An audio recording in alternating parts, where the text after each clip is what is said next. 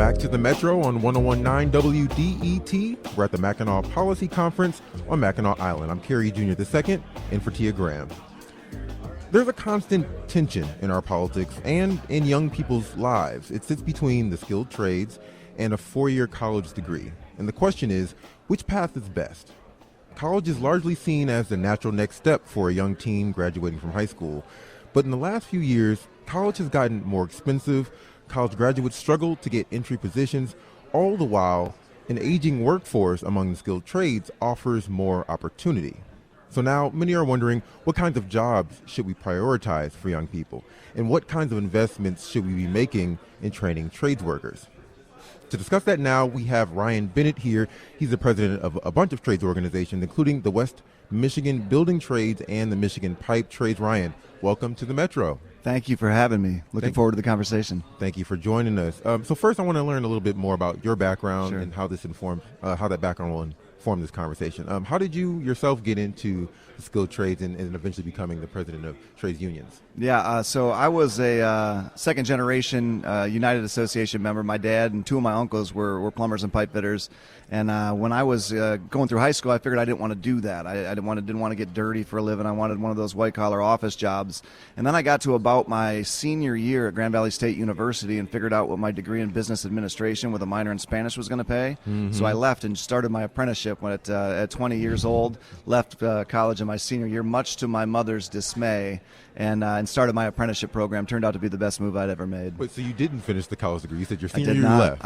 I left before I was probably a handful of credit hours short of that degree, and started that apprenticeship because it was a better opportunity, right? Yeah. What I was told is you're going to start out at $26,000 a year, and you can work your way up the corporate ladder, and next year you might make this, and next year you might make that. What I knew about joining a union and a trade union is that once I became a journeyman, that was the minimum amount of money I was ever going to make per hour for an hour of my time. Can you explain what the journeyman is for those? Yeah, so an apprenticeship program for us is typically a 5-year program, and it's a combination of classroom training and on-the-job training, 840 classroom hours and 8,500 work hours. So you go through this program, and then as you progress, you get raises until you become a journeyman. Once you top out, there's usually a turnout test, and then you are a journeyman. But that's really just the start of it. There's so many opportunities over and above just being a journeyman in your field. There's foreman, general foreman, project manager. Most of the owners of the contractors that we work for, all former tradesmen and women.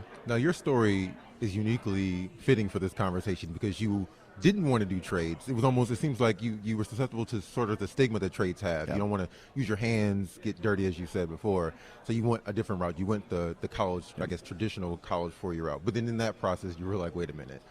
The dollars may not make up for it. So I want to know, first off, just tell me in the beginning of that conversation when you were thinking about trades and you were kind of turned off from it, even though you come from a family who was in that industry, what were your thoughts in that moment? What were you really thinking about and how it informed kind of your averseness to going that route? Sure. So I was fortunate. Summers while I was in college, I got to work in the trade. So I had a little bit of trade experience. I kind of knew what it was like. I see. And like I was from that generation where, you were taught that if you wanted to be successful in life, you had to go to a 4-year institution. You had to get a degree. You had to get one of those jobs that were going to be more white collar in order to be deemed successful by all of the teachers and all of the counselors that prepped you your entire high school career. So given the fact that you had experience in it while you were in college, then chose still not to go the college route, means I'm wondering, is it the money, the dollars that really made it convincing for you? It's like, I'm not going to make as much money as I'd like to. Yeah, no, that was the big first step. Yeah. I was getting ready to start a family relatively young and needed some of that stability. And plus I knew with a trades job, it came with really good health care. We've got a pension plan, a 401k plan, so I knew that once I became old enough, I'd be able to retire with dignity, the same way that my dad and both of my uncles had. So it was that sort of, it's all spelled out in your collective bargaining agreement how this is going to work for you, and there was just so much uncertainty going through with that degree and entering the corporate world. And so now your current role, you're not actively working in trades. I'm wondering how you've made that transition to where you are now. Sure. Yeah. No, I ran for local union leadership about 6 years into my career after I just became a journeyman. I made it onto our executive board. I was appointed a business agent, and I was elected business manager 7 years ago, and recently my colleagues from across the state appointed me and asked me if I would serve as Michigan Pipe Trades president, which is a distinct honor to be able to work with. We've got 11 locals around the state just like ours, and we've got a really great group of business managers, all focused on trying to do what's best for their membership. So it's been a path. Like, there are certain times that I look at my welding hood sitting in the corner of my office fondly and think I would just love to throw that thing on and flip it down and get back to the work of the trade, because that's something that you get in one of these trades jobs is you understand exactly what you got done that day. It's a tangible thing that you can see and touch that you built. When you have these administrative jobs, it almost feels like you're chasing your tail. So you get the end of the day and you're exhausted and you have no idea whether you accomplished anything that day. Sent a lot of emails and you signed a lot of papers and had a lot of meetings is what you did. Exactly. Yes, sir. That's fair. I also I'm wondering, because you've made that transition, you've gone to the unions, and as you said before, you sometimes look back on that work a little fondly, but I wanted to ask you about that because it doesn't sound like you went back to school for that either. You didn't go back to the 4-year degree to ascend in this career. So you were able to do all of that through the trades and through the training you received. Yeah, all of that opportunity. You know, I chose the union administration route, but so many of the people that I kind of came through my apprenticeship with, they're in leadership roles working for different contractors, different organizations throughout our industry. So construction has been really good for the last several years, and so there's just so much opportunity out there right now, and it's exciting to see young people, and the conversations like these are happening all throughout the state right now, and parents and young people alike are looking at the trades differently, because you come out with right now if a journeyman plumber in our local union makes about $85,000 a year, they come out of school with zero debt and a career trajectory that is definitely at least uncertain if you go the 4-year degree route. Yeah. So people who work in skilled trades are typically more blue collar culturally, even if they are doing well economically. What are some of the concerns and issues that people face when they embark on the skilled trades?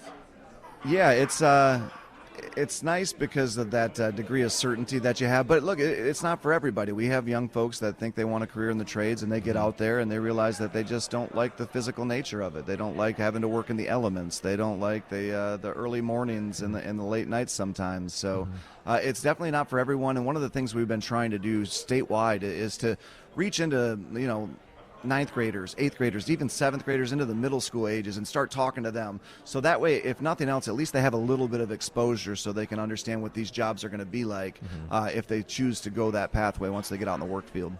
You're listening to the Metro on 1019 WDET. I'm Kerry Jr. II. We're at Mackinac Island at the Mackinac Policy Conference. And my guest right now is Ryan Bennett.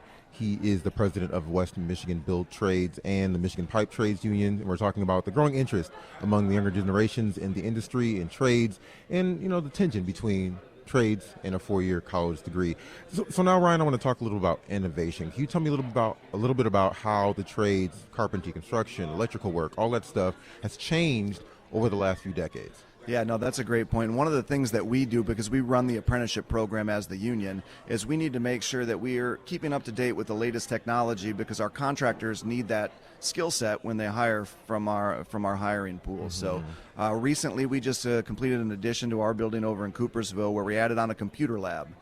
Because you're not getting a set of drawings anymore. When you go on a construction site, you're getting an iPad with a building model in it and all of your information on there. So we need to make sure that the next generation is up to date with all of the technology, and it's ever changing. There's new technology and touches just about every facet of what we do. Can you tell me a little bit about some of those new technologies? Like, what are some of the, I would assume, some skills that people who are entering the trades in 2025, there are classes that probably didn't even exist when you were going through trades programs then, right? Yeah, exactly. That building information modeling, BIM. So they can bring what they call a Trimble, and they can shoot an entire job site, and it'll take a 3D image of the entire job site. It'll convert it to digital, and you will come out with a building model. And so if you want to see where you need to run this piece of pipe, you get on the model, and you scroll in, figure out where your pipe's going to go, and make sure it's not going to run into anything. Welding technology. So all of the automated welding systems now, they're touching just about every industry that we're in, and everything from even down to plumbing, ProPress and PEX. The technology is definitely changing at a more rapid pace than we've seen. And how about how that affects job opportunities? On one hand, you've got advancing technologies that, as you said, they're doing jobs that once were tradespeople's jobs, right? They're replacing some jobs. Can you just talk about like how that impacts? Are companies who hire tradespeople hiring the same amount of folks that they did in the past? Are we seeing like maybe a shrinking of that workforce to some degree? So sometimes, like in pipe fabrication, where you're doing automatic welding, you're able to replace actual hands-on jobs. But for the most part, the technology is just there to assist the worker. It hasn't replaced the worker. Someone still has to put the pipe up, and hopefully we won't have any plumbing and pipe fitting robots in the near future able to do that. Okay. And then as this workforce is starting to age a bit, right? There's more opportunity for younger folks to get in it. People who've been long time tradespeople are now getting at an age where they can't do all of the heavy lifting and the hard work that it requires for the job. Before I even ask that other question, I do want to know, with that, is advancing technology, does that at all influence folks who've been in the trade for a long time and now you're saying I have to learn something new? Is that accelerating their ability to be like, you know what, I think I'm good with this career? How do you think it's affecting them? Yeah, it's fun because a lot of the old timers that we have in the trades, they're at the end of their career and they're not really interested in learning something new. So you pair them up with a new apprentice and they're able to pull up the building model on their phone, so he doesn't have to run back to the foreman's shack and ask a question. Okay. So it's been fun to watch that interaction, and we've actually had some very successful senior journeymen and women that have transitioned, out of the day-to-day climbing and lugging and toting and into more of the management using some of the software that's available to them. I want to know a little bit too now. We're at the Mackinac Policy Conference. I'm curious to know what your mission is here. What are you here for? What are you talking to the leaders in business and politics about? Yeah, so whether we like it or not, politics affects just about everything that we do in the trades. So we're here to build inroads and make relationships and let people know that our local union's been around since 1891. We're the first plumbers and pipe fitters local in the state of Michigan. Local 70 in Grand Rapids started when two plumbers wrote a letter to each other and decided what they should charge for their services. So we've got a long history in the state, and we want to be part of the solution going forward, and we want people to know that union skilled tradesmen and women that affiliate with us building trades unions, we want to help continue to build the future of Michigan. There's a lot of emphasis on how crucial manufacturing has been throughout the history of Michigan's economy, right? And I imagine there's a lot from your perspective and from a lot of industry perspective that want to, as you say, include that going forward.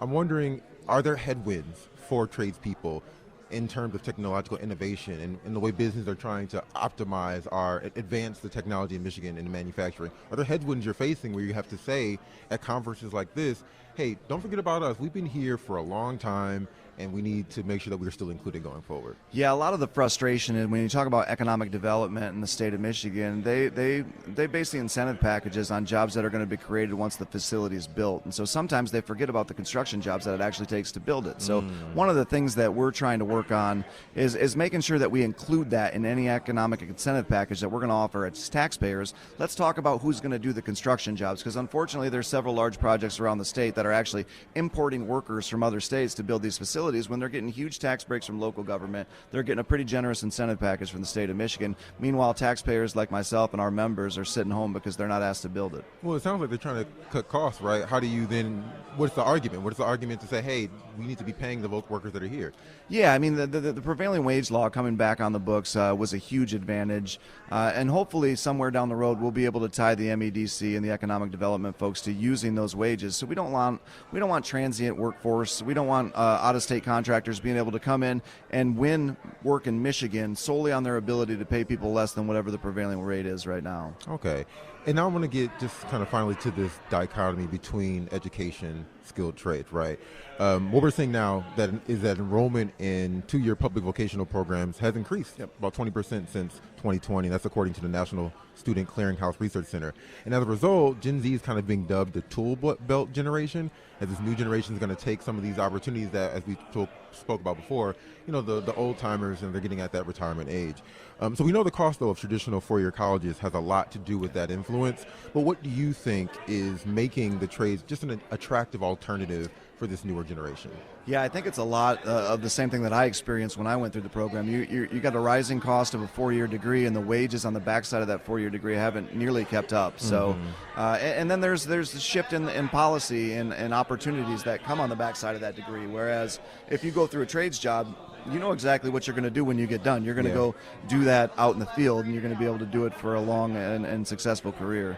I wonder too sometimes when people think of trades, there's like a stigma attached to it, as if it's almost like you're being put in a box, right? You get this very specific skill to do a very specific job, and that's it.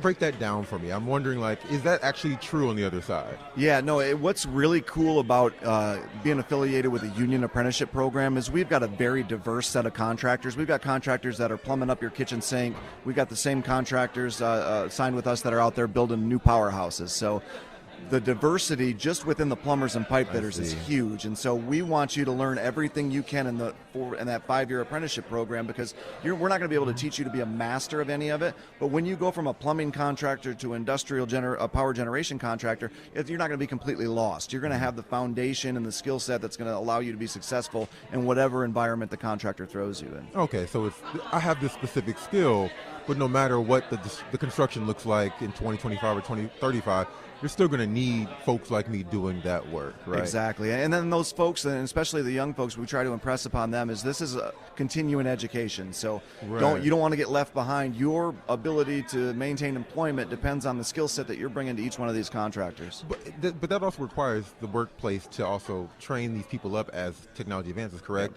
And does that come with the experience? Is that paid for or accounted for? Yeah, it's 100% paid for, privately funded by hourly contributions from our members. And then the journeymen, they all buy into making sure they're out on the job site training that next generation. We have a defined benefit pension, and they understand that if the next generation isn't there helping foot that bill, it's not going to be good for their retirement security. All right.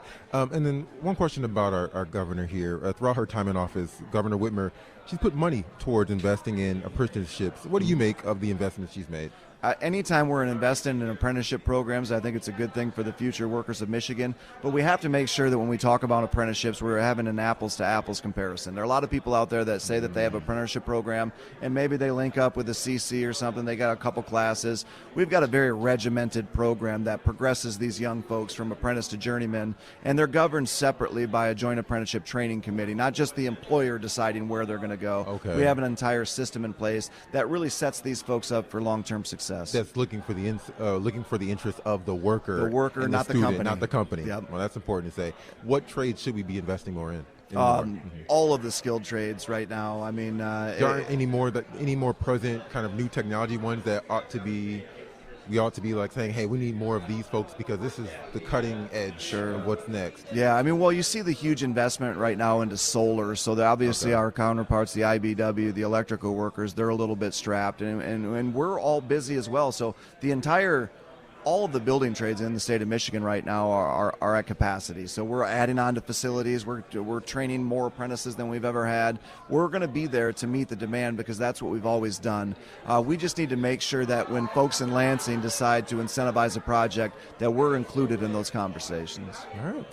Ryan Bennett is the president of the West Michigan Building Trades and the Michigan Pipe Trades Union. Ryan, thanks so much for joining us on the Metro here at the Mackinac Policy Conference. Thank you for the invite. I really enjoyed it.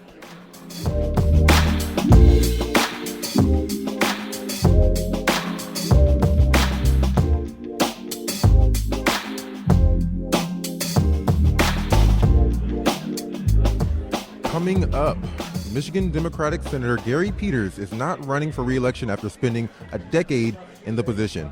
We'll hear about why next. We'll be right back on the Metro. Stay right there.